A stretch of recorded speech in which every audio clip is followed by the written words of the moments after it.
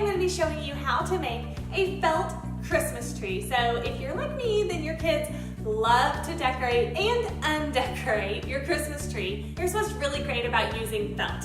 Felt is super cheap and inexpensive, and it comes in all of these amazing colors. One of the things that I love about felt is it sticks to itself. So your felt ornaments actually will stick to your tree without any Velcro or glue or anything like that needed. This is perfect for younger kids and toddlers because they can position and move the ornaments around and decorate the tree however they wish. Okay, the first thing you want to do is you want to start with a big piece of green felt to make your Christmas tree. I actually purchased this in the fabric department at my craft store. You could probably do this with about a yard of fabric. It just depends on how big you want your final tree to be. So what I'm going to do is I have folded this in half, and I'm going to start at one end with my point, and I'm going to cut all the way to the wider end, and I'm going to create a triangle of fabric to use as the base for my Christmas tree.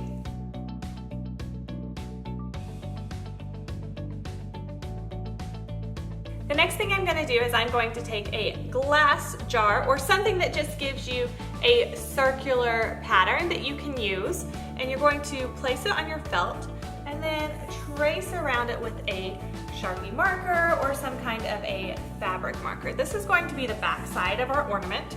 So I'm going to do multiples in a row, and then I'm going to cut them out all at once.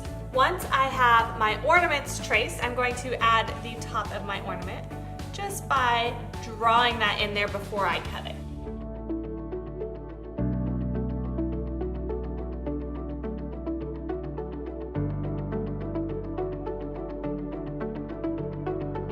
The next thing I'm going to do is I'm going to use glitter glue to add some decoration to my ornaments.